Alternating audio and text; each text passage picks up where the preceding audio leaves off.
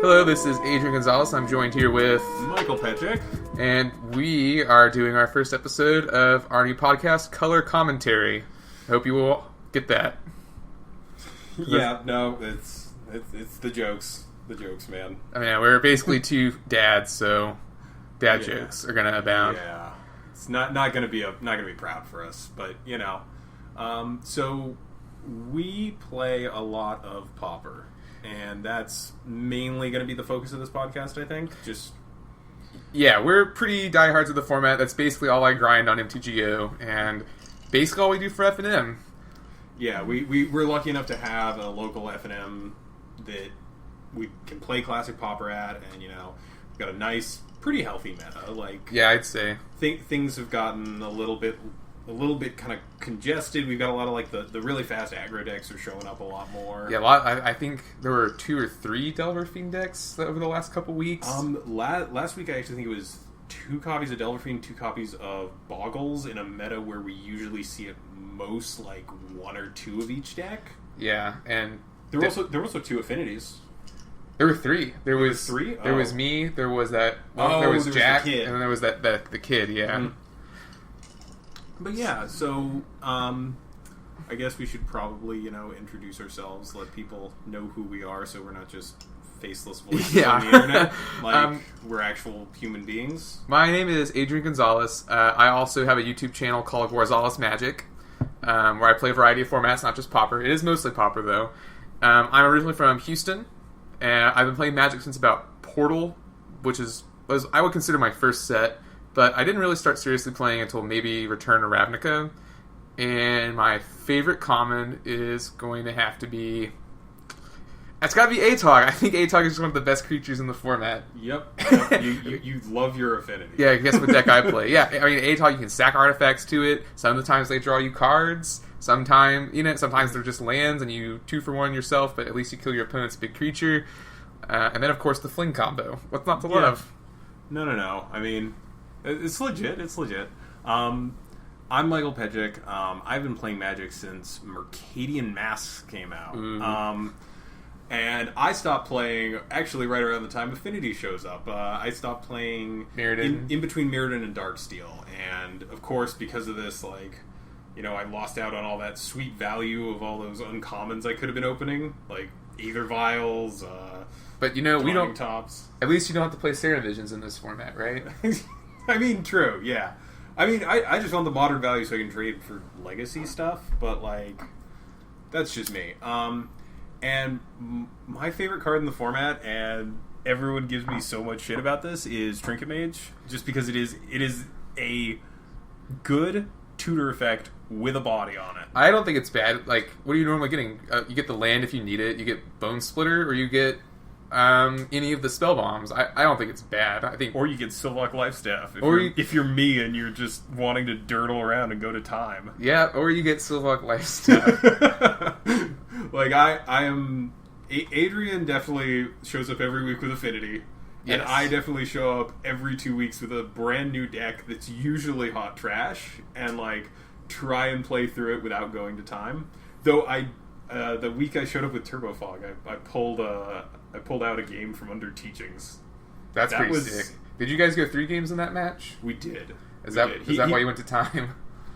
Did we go to time? I don't remember. Whatever. Nathan's not as fast as he thinks when he's playing. Yeah. Hope he's listening. So today's topic is a fun one that I threw at Adrian, I think like on Friday morning, because, you know, we're both on Facebook and shooting each other messages about random Magic the Gathering mostly Pauper stuff. Yeah, mostly Pauper. But I just hit him with, you know, what happens if you ban Delver? Like, what does the format do if suddenly, you know, the second most frequently played in card and winning decks, like... We looked it up. The first is Counterspell and the second is Delver. And I said, what? Ban Delver? Well, so... Okay, so I'm coming from a position of, I talked to some people in the peasant community. Peasants format played in France and Germany, I think, and it's independently run. They maintain their own ban list, but it's all commons, and then you get 5 uncommons. And they actually they currently have a format where Delver is disallowed, but you can run Demonic Tutor. I know, those crazy Euros. Well, I was sitting there thinking, there has to be a point behind this. If you're willing to let, arguably the most powerful tutor in the game? I would say, if not the most powerful tutor in the game, simply because it can get you any card. Granted, it's not like, I think Recruiter puts the creature on the battlefield. I think it goes to hand. I don't know. I'm not... Whatever, we'll look it up. But the point I haven't is, played against Imperial Painter in months. But so the point is, it effectively makes every single card in your deck have an extra copy in it. Yeah, which is strong. It gets you whatever you need. And the big thing with Demonic Tutor is also the surprise. You don't have to reveal it. But that's what I'm trying to get at here. Is there's this format where you can play a tutor that I believe is restricted in Vintage. Yeah, and they ban Delver. So I guess to look at that though, what uncommon spells do they heavily play in that format? Because Lightning Bolt's already a common. So you've got the super fast aggro decks because they get access to. They used to play Jackal Pup, but now they're playing Swift Spear. They're playing Young Pyro, and for Affinity, I've seen people just jam Thopter Sword in it. Just okay, I'm gonna get you with one of these combos. But so it's not really the spells that are making this format different. It's the creatures. By that I mean in the Delver deck specifically, the red-blue Delver deck. Well, that's the big argument is Delver. If you can protect a Delver, it's 7 turns until you win. You can win on turn 8 with a Delver and enough protection. And then I guess if you're running the Delver and you have the Young Pyro, you're just constantly generating tokens. And Swift Spear is basically arguably as good as Delver. It doesn't have flying, but it's still very good. Well, yeah, because they have a committee that organizes their ban list, unlike Pauper, which has the WotC maintained ban list. Mm-hmm. So they actually always post information about why they ban things. And they basically said, what I have, touched upon, Delver is the most efficient creature in the format, even in the land of uncommons. A 1 mana 3/2 flyer. With a negligible downside. Yeah, I mean, we talked earlier. You said the worst case was Daze. Was Daze? Yeah, because flipping at Daze. Because Daze is all about the surprise. The moment they know you have a Daze, it's functionally a dead card in a lot of situations. But the other downside, right, is what if your Delver never flips? And I think even that's pretty negligible, honestly. Because at worst you have a 1/1 that they will have to deal with. I preemptively kill Delvers all the time. If I can kill a Delver on turn 1, I will. Yes, 100%. It's like the whole Bolt the Bird thing. You kill it before it becomes a problem. Yeah, so they still have to waste, premium... Not waste, they have to use a premium removal spell on, even as a 1/1. So when I first brought this up to you, I believe I told you, I would not care about Delver, and we wouldn't be having this conversation if it was white. If it was a 1 white, exactly the same text, it would be much harder to play that card, because... No Preordain or Ponder. Exactly. So, you've got the play that I don't always think is optimal, but it's turn 1 island into the Delver, turn 2 on your upkeep before your draw step, while you've got the Delver trigger on the stack, Brainstorm. That always feels like it's kind of a suboptimal play where you just want to get Delver in, but the big thing is it's blue. That means that deck gets to run Counterspell, it gets to run Snap still, a free bounce. It gets to run Ponder, Preordained Brainstorm. So just to set up the Delver. Yeah, what I'm getting at here is, if you had a white deck with a bunch of instants and sorceries in it, a mono white deck, let's just say, with a bunch of instants and sorceries in it, that feels like it's going to be a bad deck because you're actively pulling down the card power to flip this one card. Yeah, because in white, what do we have in common? What is the white deck play? The mono white weenies? Yeah, Sunlance is a good one. Mono white weenies sometimes runs Sunlance. It runs Prismatic Strands on the board usually. Guardian's Pledge is the big one. That's their finisher. The all white creatures you control get +2/+2. Yeah. I was actually running that deck the other day, and someone tried to tried to make my Guardian's Pledge not work he had a Wild Mongrel out, and he pitched a card to make it bigger and then tried to change it to white, thinking that it would get the boost as well. Not how that works. And then I just got the quick concede out of it once it died. I was like, ooh. I mean, I had to use a defensive Guardian's Pledge, so like I didn't feel good about that. Yeah. But at the same time, like, but like I think White Weenies probably runs like 8 instants or sorceries between the main board and the sideboard. Yeah, so it's probably not flipping that easily, and the cards you would get instead, like you said, because like Guardian's Pledge is great because you would have Squadron Hawk, which tutors more Squadron Hawks. Yep. You have what's his face, the Guardian of the Guild Pact. The pro colors? The pro multicolor thing. Or pro monocolor. Yeah, pro monocolor. That's right, because the multicolored one's crap and unplayable. Yeah. So you have the evasive creatures to sort of finish the job with that. And so then I guess the question is, would you play Delver if it was a white card? Because I don't know if it really fits in that deck. What are you replacing? Acacia and Javelineers or something? I don't think that deck plays it at all. I think you see it showing up in like Jeskai Kitty.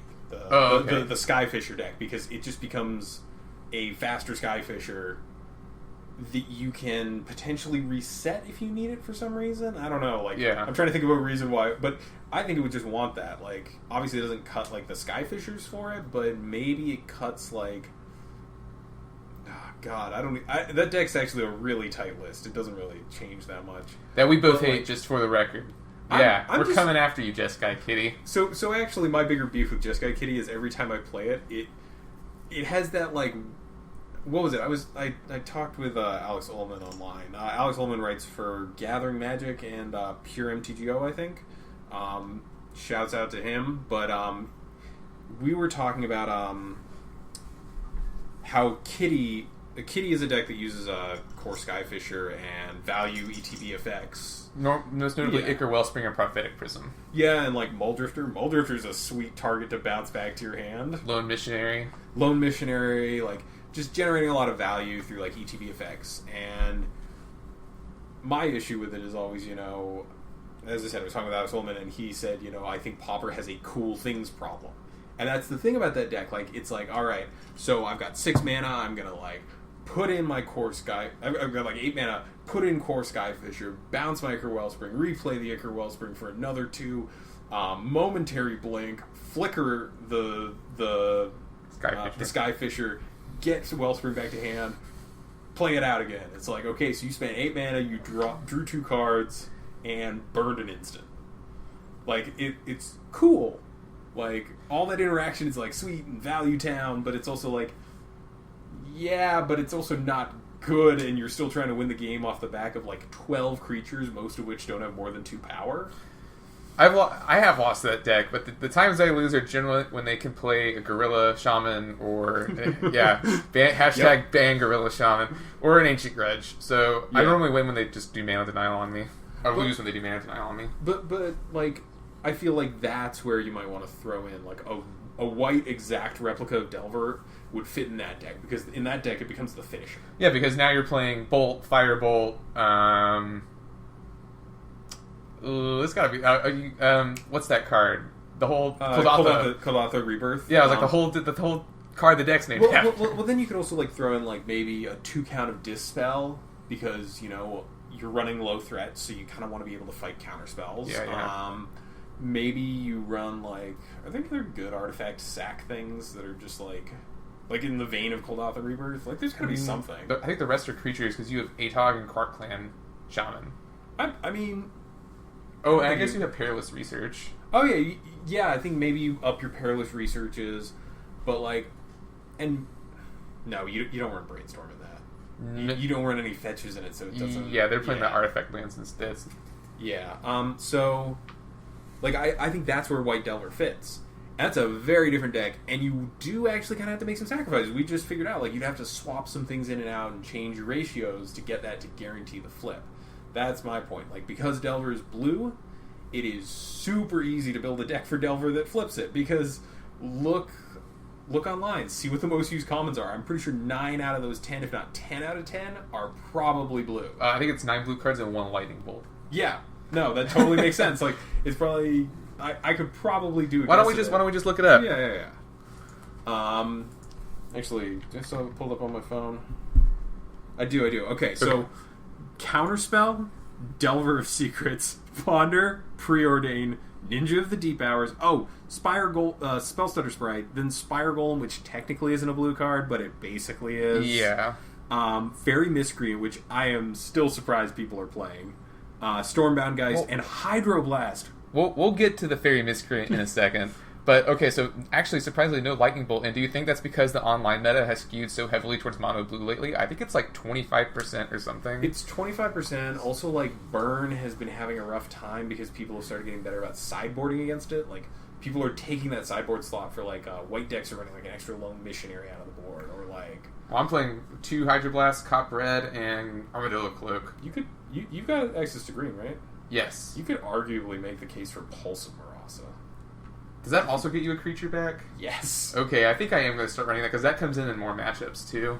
Like, Pulse of Marasa, actually, if we're going to go on a tangent for a second, is one of my favorite goddamn cards they've released in the past couple years, because it gets something back, and it gains 6 life. And, you know, like, the first hard lesson to learn in Magic is, like, pure life gain is bad. And it's true. Except against Burn. And in this case, you're getting a resource back, and it's 6 life, which is a non-insignificant amount, even in a format where, because Burn is essentially a pile of lightning bolts. Yeah.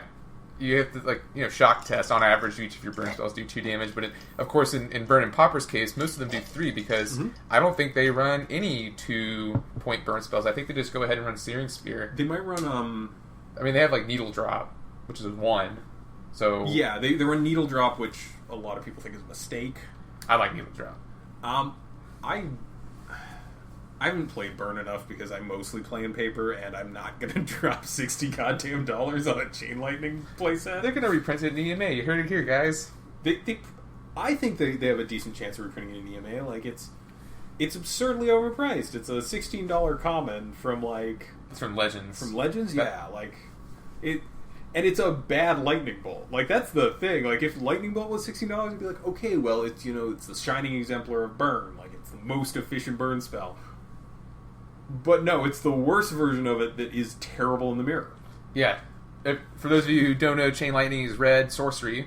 So not even an instant. Deal 3 damage to target creature or player, but then your opponent can, for red, copy the spell, and that's why it's called Chain Lightning. Yeah, and then so if they do that, you can do it also if you have the mana available. And I actually got into kind of a war with that once on Moto, and I think I won that game. But that's the thing, like, it's Bolt and 8 worse bolts, and they're all playsets. That's how the deck works. Because Lava Spike, which is, arguably even worse, can't target creatures and is a sorcery. But I feel like this touches on another thing that, is worth mentioning with respect to the whole Delver thing. We just came up with a bunch of ways. You can sideboard in Cop Red, you can sideboard in Lone Missionary, you can pull in, Pulse of Marasa, or even run a main deck. And, that takes care of your burn matchup. Your burn matchup is, 9, for 9 out of 10 decks, just a matter of pulling in a few sideboard cards and just going ahead with your game plan because of how many aggressive decks. What do you think there's actually any sideboarding that gets done for Soul Sisters against Burn? No, I don't think they need. Maybe Cop Red. Yeah, you can throw a Cop Red in there, and you usually throw in a Prismatic Strands because Prismatic Strands is all damage, not just combat damage. Okay, that's cool. But Burn is one of those ones where you can easily look at the deck and you can be like, all right, this seems good, this seems good, this seems good.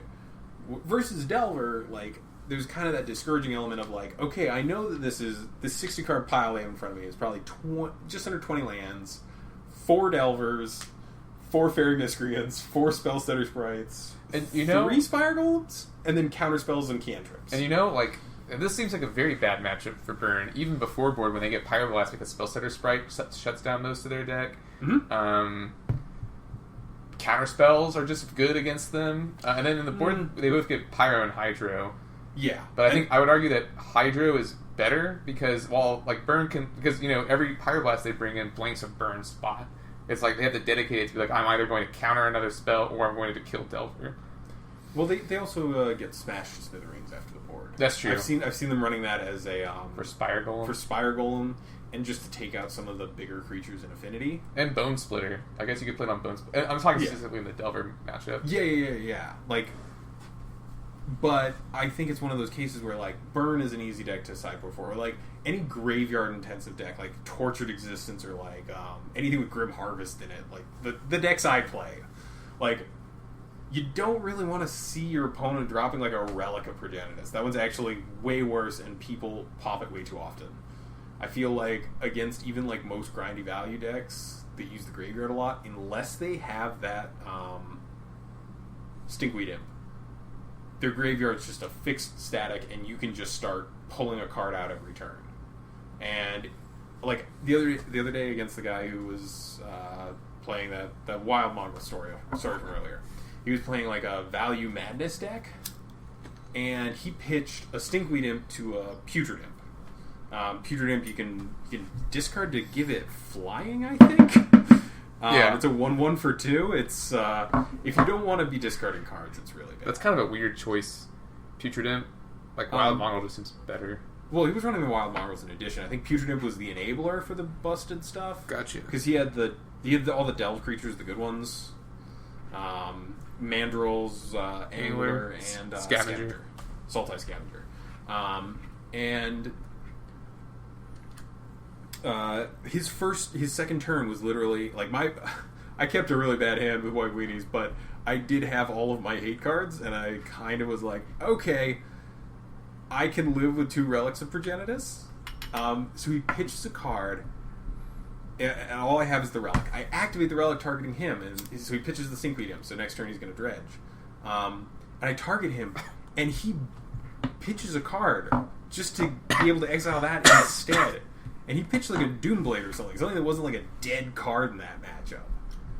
Just so he wouldn't have to exile that like Stinkweed Imp. And I love that value of just being able to be like, no, or like force bad plays. But like, I can look at my sideboard for that matchup and be like, okay, yeah, 3 Relics in, throw in a Prismatic Strands just because they have big dudes, and like, seems good. Versus Delver, like, a lot of the answers feel bad, like... Well, because, Electrickery feels good, Pyroblast feels good, again, that... Electrickery feels good until they land the Spire Golem.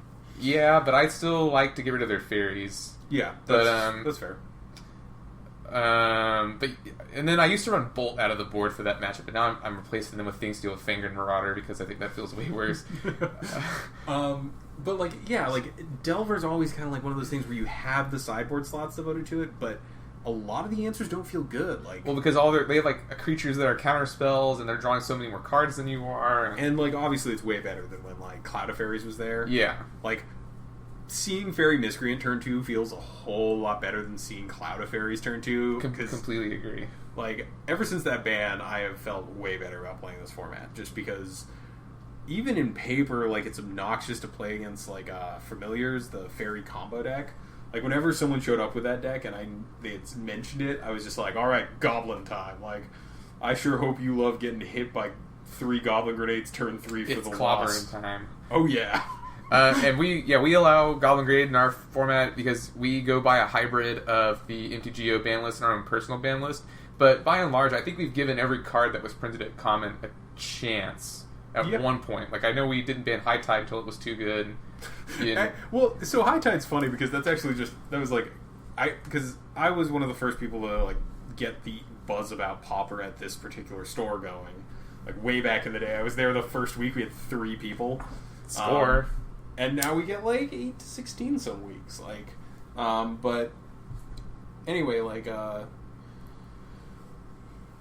Familiars was just a slog of a matchup because oh sorry I got off topic, the ban list and our unique hybrid legality. So we have added High Tide because it's uninteractive and it can get the turn 2 win, which just is such a crushing feel bad when it's when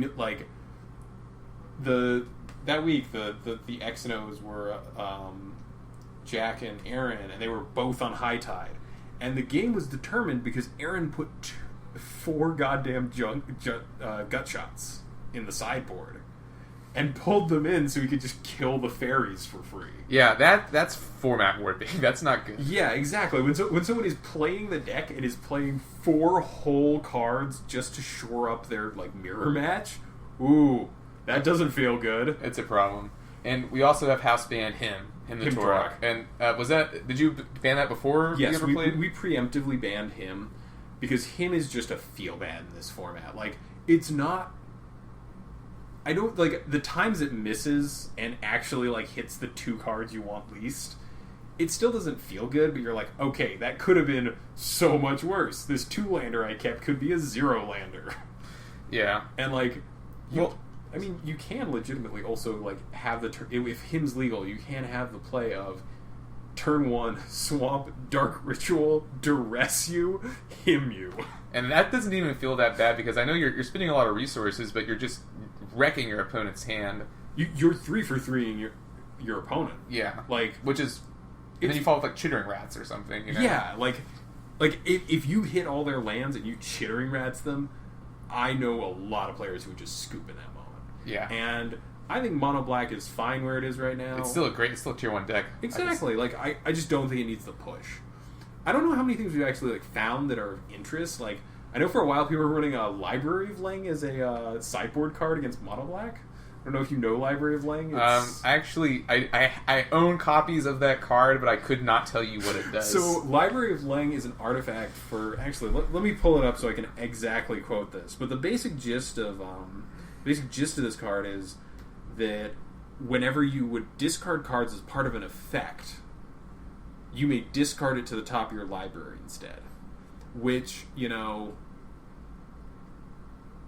I think Delver was running it because you could turn 1 Delver, and if they were on the play and they hit you with a Wrench Mind or something, you pitch 2 cards and one of them's an instant and sorcery, so Delver flips next turn. Like, it felt like a sweet sideboard card, but like apart from that, like, I'm trying to think of like stuff that people play. Like, no one's busted Merchant Scroll yet. Like, that's because the Storm payoff cards are banned.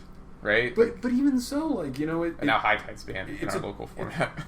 It's a 2-mana tutor for any blue instant. Like, that's pretty powerful for our format. Yeah, like, I guess you could... What if you do could snap Gush... You could snap into Merchant Scroll into Gush. That seems kind of sick. Yeah, like... But it also doesn't feel like it would be backbreaking, because then you're no lands in play, or you're 2 lands down. Yeah. And you're definitely pitching a card after that. But, like, yeah, Merchant Scroll's one I see banned a lot in, like, paper groups and that do paper legality or, like, a combined. I'm trying to think of, like, I just thought, what if I ran Merchant Scroll for Fling? Blue instant or sorcery. Oh, sorry, you said that. Very specifically blue. You said that.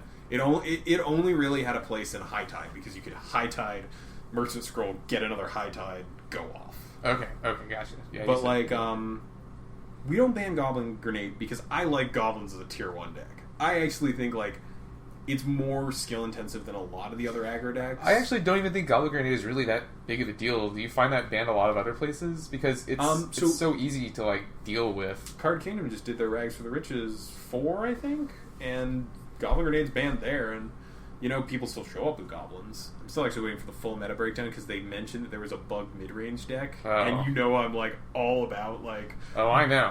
Bug decks, mid-range decks, or, like terrible brews. I am all about that. Like, I showed up with a Watch Rights one week. The one where you just make a bunch of tokens, keep watch. That's the Goblin deck? The red blue Goblin? Yes, but my version was a little jankier. I was like running like I think Jeskai colors so that I could have more token generation. Because Battle Screech into the combo is Keep Watch, which is 2 and a blue, draw cards equal to the number of attacking creatures, and it runs Rites of Initiation, which just says it's 1 red. Discard any number of cards at random. Creatures you control get +X +0, where X is the number of cards you discarded. So the goal is like swing with 8 dudes, keep watch, draw 8. Everything gets +8 +0, and do you have a wipe or do we just go to game 2? But like, Card Kingdom doesn't allow Goblin Grenade during their tournaments, and I've played with it. And the funny thing is, like, at first it was like, hell yes, Goblin Grenade got to be a 4 of. My current Goblin list, like, I have it in my bag. Like, there are 2 Goblin Grenades in that. Main deck and sideboard. Like, there's no matchup where I want them. And, like, a lot of the time, if they're not like just outright winning the game, I'm killing anglers with them. Like, Gurmag Angler is such a problem for goblins. Yeah, and like Bushwhacker arguably is better because it doesn't cost you a goblin if somehow something goes wrong, and it makes attacking with the team. Obviously, you're gonna attack with the team the turn you play a Bushwhacker, but I will tell you this: if I have 2 creatures on board and I'm not fearing a Wrath, I would rather have 2 Bushwhackers in hand and the mana to pay for them in the same turn. Actually, no, I'd probably space them out. But that's 4 mana. Yeah, like I hit 4 mana all the time in that deck. Well, I don't know why. Well, I'm just saying, like, you could do it both. Yeah, you could, but like I'd rather play 2 Bushwhackers in one turn most of the time than Goblin Grenade.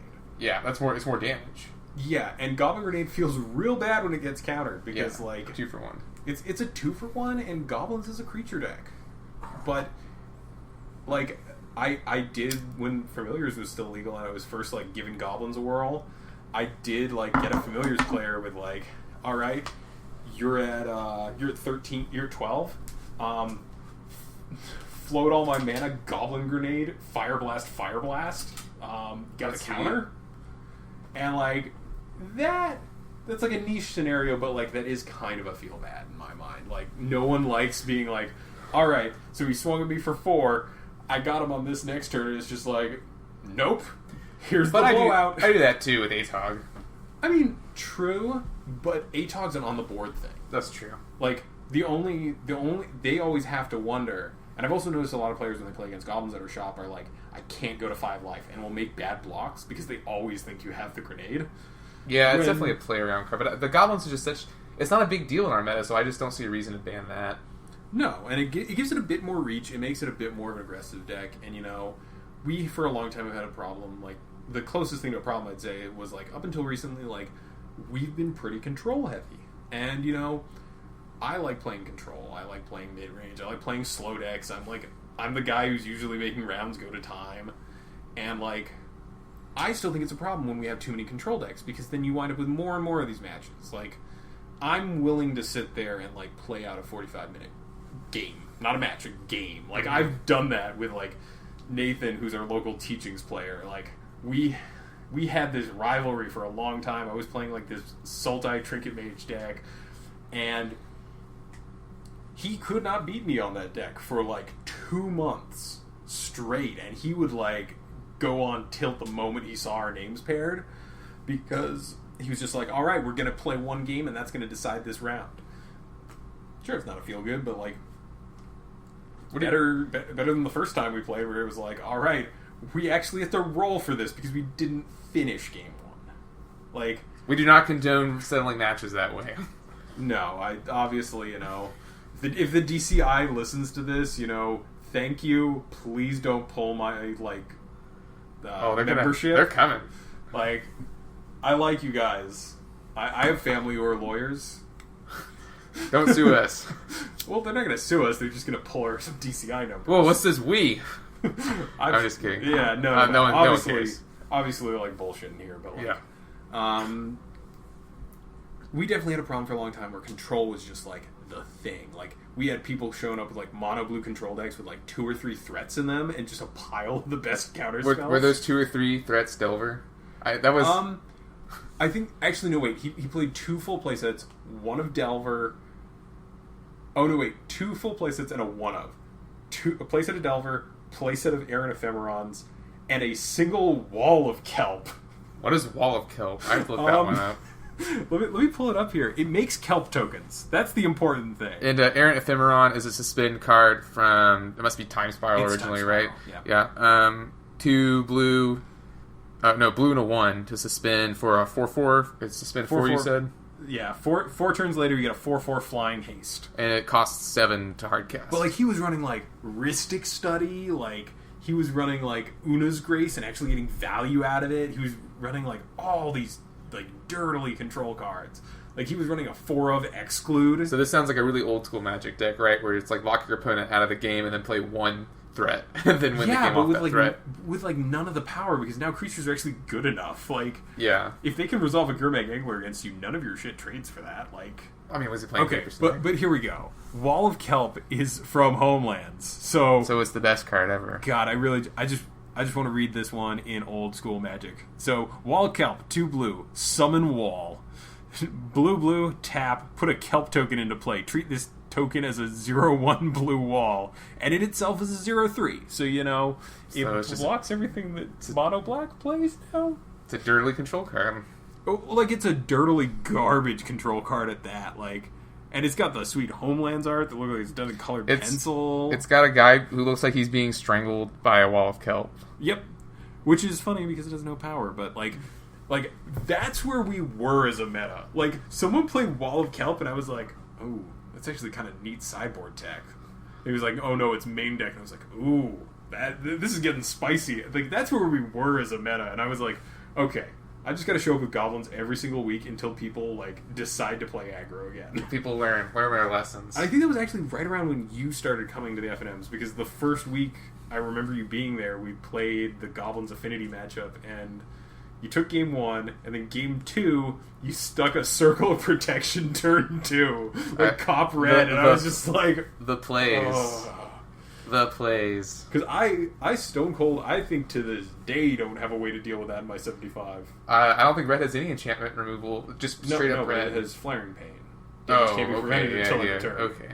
Like, but then it's like, I've got to have a lethal attack. I've got to be able to say, like, alright, I have him on no removal, and I've got lethal on board. Let's do this. Like, if I had Kiln Fiend, maybe. But, like... Yeah, no, like right when you started coming was the time where people started playing, like Aaron got really into Boggles, which, is neither here nor there. I have sideboard cards for that. Well, like, people got into Boggles, people got into Kiln Fiend, people got, like, all the 2 variants of Kiln Fiend, the mono red and the red blue. Like,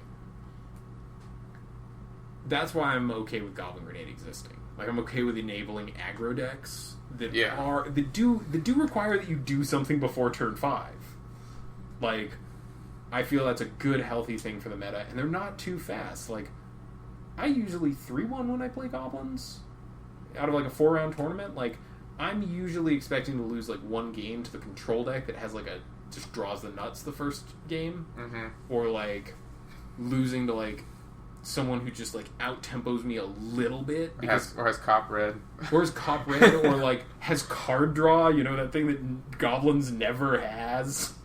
Like, the closest we get is Goblin Matron, the tutor one. Yeah, and then you're tutoring for either another Goblin It's like Matron into Matron, and then maybe go get the Bushwhacker. I don't think I've ever done Matron into Matron. I see a lot of people do it, but I guess most times... I guess, like, if you don't have the board, if you need to build up your board... Yeah, I guess. Like, it does put another body in there. But yeah, like, the goal is to tutor into the Bushwhacker. The Bushwhacker or the Sparksmith. Now, here's a question, and I know... Sorry. Is Tarflare a common? Yes, it is. Why do they not play it in Goblins? Is it just, like, not efficient enough? Because you can tutor for that with Goblin Matron. I don't think I've ever seen anyone run Tarfire. I think people have tried it. Tarfire. And it's a shock, right? Yeah, it's a shock with the subtype Goblin. Yes. Which, I hate explaining that one to new players. Yeah. Like, tribal enchantments and sorceries are the bane of, like, my existence, because I was running that green-black combo deck that has the thing Search for an Elf, and I was running, Nameless Inversion? No, not... I was running Nameless Inversion, but I was also running, the 2 and a black destroy target non-elf creature. Ending of Eye Blights? Eye Blight Ending? Eye Blight Ending, there we go. Yeah, the one with the elf's, like, wiping his sword, and there's, like, an ogre. Yeah. Well, it's because they've got the racist elves on Warrun. Yeah, exactly. And they kill stuff that's not aesthetically pleasing. Yeah. It's messed up, wizards. Yeah.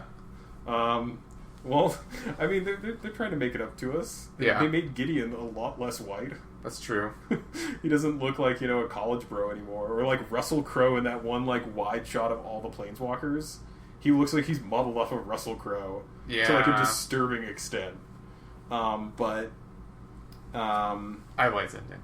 Tutoring for it. Yeah, no, like, Tarfire I don't think he's good enough to make it as, like, a tutorable shock. Like, you don't interact with Delver with that deck. Like, you just, like, run and hope you can get in, like, 20 points of damage. Also, I guess you have Sparksmith. Yes, you have Sparksmith, which is a stupid card that should never have been printed in common. But, like, I feel that's the recurring theme with our format is, like, Man, this seems really good for a common. That seems super pushed. That's why, like, every set we get, like, 2 new cards, and even then it's like, alright, I guess this works in this one archetype. But yeah, like, we get more cards than people think, and that makes sense. There's a lot of commons, but I guess by that token, it's also probably less cards. Like I think out of what are we playing out of Innistrad? Angelic Purge has seen some play. I've seen people using Thraben Inspector, the clues, the pieces of the puzzle. Nathan plays pieces of the puzzle. I disagree with him firmly on like look through the like. He wants to think that card is dig through time so badly, but it's not. It digs 2 cards less. You reveal it. Like there's a lot of stuff that card is. It's not. It is a damn sight from being DTT. But yeah, like we get a decent amount of stuff every set. You know what's actually really interesting about our local meta is that is anyone actually playing Mono Blue Delver? No. Yeah, I don't think so. We have a couple of people who show up every now and then who play Mono Blue. It is a slightly more expensive deck than some other options in paper. Like it does, counter spells are $1 a piece, Delvers are $1.50. You know, I used to run Cloud of Fairies, which was like getting up to $2 at one point. Snap, Gush. Even Preordained Ponder. Gush is only like 50 cents. Oh, okay. Preordained Ponder are at least $1 or $2 a piece. Spire Golems aren't cheap, I don't think. I think they are. Oh, okay, maybe. I don't know. But like, it's not the cheapest deck. Like, I feel like the best entry point if you're concerned about money into the format for paper is 100% Goblins. Like, do you have 4 bolts laying around? Do you have $5? Yeah. Yeah, the Bolt's definitely the most expensive card in that deck. 100%. Bolt, I'm willing to bet, like, including basic lands at 10 cents a pop, the bolts will probably cost more than the entire deck. Like, the entire rest of the deck. Because every card in Goblins, apart from that, is a 50-cent, like, common from, like, Onslaught or... Now, it's quite different on Moto, though, because Pyroblasts are so expensive on Moto. Yes. That is actually one of the things I like a lot about our format is, in terms of, like, budget, is because you can have Blue Elemental Blast and Red Elemental Blast in decks other than Delver Fiend that don't... Because Delver Fiend casts the... Delver Fiend casts, like, the empty... colored blasts because they still resolve to trigger Delver Fiend. Yes. But unless you're playing that deck, like you can run the elemental blasts, and Pyroblast and paper is like $4. I want to say. Yeah, it's up there. I don't think it's 4, but it's up there. Versus like 50 cents for a red elemental blast. Yeah. Can we call them the Folio Blasts versus the... Oh, I like calling them Folio Blasts. Yeah, I don't know who does the other art, but Folio Blasts. Yeah, the other... God, no, that's like... The Elemental Blasts like have iconic art, and I can't think of who it is. It's not Richard Kane Ferguson. Because he's like the major, like, geometric, like, blocky dude. Alright, we're looking this up, because otherwise it's going to bother me. We have to know. Red Elemental Blast. Well, it's $4 for the alpha one, it looks like. Oh, yeah. Richard Thomas? Richard Thomas, yeah, no, one of the old dudes. Yeah, he's the one who does Blue Elemental Blast and like Tsunami and like Whirlwind and like all those looks like cards. He did Fireball and Channel. Well, like he's he definitely did Channel. Mark Tedin did Fireball. I guess these are just other cards. Did he do Channel? He did do Channel. Yeah, you're right. Okay, like very blocky cartoon early Magic, like take me back to my childhood style, but like. Is Channel Band and Peasant? It's an uncommon. I don't know. No, it's not. That seems good. Because, like, the only thing you ramp into is, like, uncommon Eldrazi, and, like, yeah, Artisan of Kozilek is a pretty big card, but... That sounds good. Still dies to Doomblade? Yeah. I hate to be that guy in the thread being like, dies to Doomblade! Can't play it. So, we never really talked about... Because I want to get back to it before we have to wrap up here. The Delver thing. What would the Delver deck look like without Delver? Like, what do you play instead? What do you play instead? You don't play that deck at all. You're going to wind up with, like, cheap evasive threats. So, like, the fairies. You'll probably even, like, run, like, Zephyr Sprite. And then, like, just Ninja the Deep Hours to recycle them. And maybe you run Mistblade Shinobi, which unsummons when it hits. Like... I feel like you would see the definite uptick of like hard blue control versus tempo blue. Like there's definitely a lot of. I feel like it fractures into two decks because right now Delver is neither a control deck nor really a strictly tempo deck. It feels like both. It can play both. Yeah, I call it. It feels like a fish deck. Yeah, like it can play either of those games when it needs to, and it does a better than average job at both of them. Yes. Like Goblins is miserable on defense, but Hoo Boy is great on offense. Delver is kind of just like above the curve. But you're just saying you would not play that deck at all. Like there's just no replacement for the card. I mean, I feel like you tweak. I feel like it winds up splintering. Like you wind up with the tempo version and the control version. The tempo version looks a lot closer to what we currently have. Maybe you just have to play black for Angler and Scavenger. Like you play the blue-black Delver deck without Delver. That one actually feels worse, just because like that's a deck that has so few threats to begin with. Okay, that's true. Like only recently have people come on to the idea that Scavenger is necessary because that deck used to be 8 threats. And also that was when Treasure Cruise was in the format, so that was a bigger problem, arguably. But I definitely think like Delver Fiend, I think becomes more of a niche combo deck because you either replace it with like Stormbound Geist or we Dragonauts, which is another one of the when you play an instant or sorcery, this creature gets +3/+0, fire breathing prowess or whatever. Interesting that none of these cards actually have prowess though, right? They're all pre-prowess. Yeah, they're all pre-prowess and they don't trigger on artifacts because prowess is non-creature spell. And all these cards are specifically instant sorcery. Yep. Okay, I kind of like we Dragonauts in that deck. Like, yeah, it costs 3, but it costs 3 and it's 1 toughness. It's 3 toughness. It's 1 power and 3 toughness. Are you sure on that? It still dies to bolt, which again, terrible argument. But like, also it's Kiln Fiend, right? Yeah. Oh yeah, I guess they are 1/3s. So okay, I feel better about We Dragonauts because then there's no Delver for them to trade with. Yeah. But I think you ban Delver, you wind up seeing mono black uptick. You wind up seeing Affinity actually probably change. I feel like your Affinity becomes much less ATOG centric because hold on, hear me out. I feel like you move away from the ATOG plan, or at least the Fling ATOG plan, because if Mono Blue splits into tempo and hard control, one of those Mono Blue decks is real bad for you. Like if it's pile of counter spells with like a Wayward Soul, which I have seen played. Wayward Soul is this terrible. It's like a 3/2 for like 4. 1 blue, put it on top of your library. The deck runs it as its only threat, and because you can play it out and put it on your library, you don't deck yourself.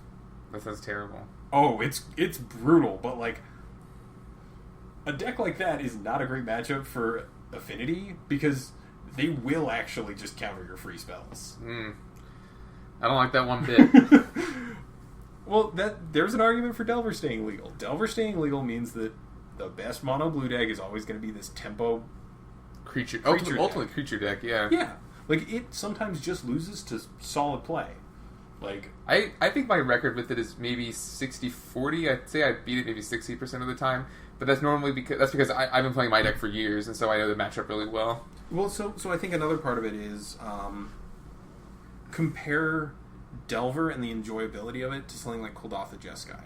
Like Kuldotha Jeskai, you get to do cool stuff. Delver, you get to do cool stuff. Yeah, I don't play Delver. You get like all the tricks where like, you're manipulating the top of your library, so Delver flips on this turn, and yeah, I had to really think of my ponders when I started playing the deck. Yeah, like there's a lot of play variants, and I think people play it because it's fun, but it also closes out games. Yeah, like, it's one of the best decks in the format. Yeah, I think that banning Delver is not a necessary evil, but I think it's interesting to think of how the format changes. Like I think Mono Black becomes much more of a threat. Like Mono Black. Well, they have a whole creature they don't have to use removal spells on, and that doesn't Delver's whole thing is none of these black creatures that fly. And they basically have to use a removal spell on it, and it probably get a few points of damage if they drop it turn 1 and it flips. Yeah, like every so often you get the surprise disfigure. Yeah, and like that's a feel bad, but like Mono Black is definitely being held back by Mono Blue, and also to a lesser extent Tron. That matchup is garbage for them. Yeah. But I think Mono Black becomes bigger. I think Affinity tailors itself a little bit away from the combo. I think you still run a singleton fling, maybe. Yeah, just for other matchups. Well, I think you also just run it in case you want to just throw something mid-combat. Like, if you just want to turn one of your guys into a Gallop Blast. Yeah. Like, but we agree that Mono Blue is no longer... are these variants Tier 1 decks? I don't feel like Tier 1 decks. I feel like if you're talking about the split, hard control and tempo. I think tempo probably remains Tier 1 just because a lot of people play it. That's the other catch with using MTG Goldfish is because they changed how the deck lists are published, we only get 10 out of every day, right? I don't know. It's not that large though. It's not a huge sample size, and we actually miss some of the 5-0s. I did not know that. Yeah. There's a chance if you go 5-0, your deck list doesn't show up anywhere, and it's kind of just lost into the aether unless you can screenshot it and tell people. That's why I don't have more results up there, everyone. Not Gorilla Shaman? It's not Gorilla Shaman. Or Finger Marauder. Hashtag ban Finger Marauder. That card is fine. No, that card is fine. It's just really... It feels really bad for me when it's like... I basically can't win the game anymore. You are playing a format that is full of, like, feel-bad sideboard cards to the nth degree, like... Well, Finger Marauder's main deck in some decks. Yeah. Fangren's main deck, but, like, Gorilla Shaman is just like, yeah, you don't bring that in against anyone but Affinity, and people still pack 4 of them into sideboards. Yeah, well, that's because my deck is strong. It is. Hashtag best deck in the format. It's always been Tier 1. That's the thing, like... And it gets new toys every occasionally. Like... I feel like a mono blue tempo with like fairies and like ninjutsu tricks and like tempo bounce like vapor snag, that sort of sweet stuff. I feel like that remains Tier 1 because it's more engaging. We're at an era where people are not a big fan of playing the deck, just trying to resolve a threat and counter everything and draw all the cards. Like, I feel like generally people moved away from that. Also, time restrictions on Moto. That is real. Like, mid-go, 25 minutes, so if you don't drop your stops to, like, the bare minimum as a hard control deck, you're timing yourself out. You're losing to that clock. That's why I never conceded teachings on Moto. Just like, God, I remember the arguments in Cloud of Fairies is still legal, where people were like, I think people should concede as soon as I demonstrate the Lupin familiars. And then someone else comes out and they're like, no! I never concede because sometimes they run out of time. And then the Fairies player's like, oh, I never run out of time. I know this combo by heart. I could do it in my sleep. And it's just this huge, big circle. Now, I'm actually falling to the camp of don't succeed because I argue that the mid-go clock is another resource that you have to manage. And if you're going to be 100%. Playing decks like that. And there are some exceptions, like Splinter Twin. I always concede a Splinter Twin. But the Fairies deck, like, I don't know. Part of the Fairies deck also made me always feel like maybe they could still not finish. Yeah, like there was always the threat that they like screwed up, which like hoping for user error to win your game is shitty, but like it's just a demonstration. Like, can you actually tell me how this combo works piece by piece without shortcutting it? And I actually lost a game where I was Splinter Twin in a cube because my opponent didn't concede, and I had to try and Splinter Twin in 30 seconds for like 20 damage, and I couldn't get there. I couldn't go fast enough. Oh, and that felt kind of bad, but at the same time, I like acknowledge that like it's my opponent. Your opponent doesn't have to concede to you. You know, you can call it BM or whatever, but like they don't have to. Like, no one's forcing them to. You know. No, and I don't know. That's one of those things where I don't play on mid-go as much as you do, so I have less strong opinions about it. But yeah, I do think you need to be able to play in a timely manner. I used to play chess when I was in high school, and like you use a chess clock for a reason. Like, it's to speed your play up. Like, having that frame of reference. Like, I really actually want to bring in chess clocks at some point for, like, F&M. I want to see how many people we can catch slow playing. I just think it'd be so hard to enforce because it's so much to have to remember. Like, because it's not just for your turn, right? It's passing priority. It's passing priority, and so I just feel like it'd be so easy to forget. I mean, I'm going to try it, but I wouldn't hold my breath. I mean, I wouldn't use it as, like, a way of, like, deciding ties. I think that's unfair because, you know, someone doesn't have his long arms. It takes them a second longer to hit that. Like, I can just sit here with my long goddamn gorilla arms and, like, hit it with my elbow. Yeah. And that's totally fine for me. But, like, I don't know. I feel like the clock is a legit resource in Midco. It's part of the difference between online and in real life play. Much like, you don't get to see the double-faced cards in Innistrad Draft. Yeah. You don't. And they did that with the Pro Tour this time. They sleeved them up in advance. I wasn't a fan. I like the head games of alright, I just saw him draft a werewolf. Do I dare draft a werewolf? I'm 3 positions down from him. Now, I'm on the other side where I hold the werewolf aloft and say, don't draft werewolves, I'm in it. I mean, I'm 50-50 because I'll either do the over-the-top reactions or just the poker player, Stick it on the bottom of your picks. Oh, no, that's actually expressly forbidden. Oh, I've been doing that. Did not know. Thanks. I've been doing that. If no one called the judge, you're fine. Yeah, I did not know that was a rule. Actually, and as long as you're being genuine about that matters more than actually... Intent matters. WotC, I learned this from a judge I was talking to.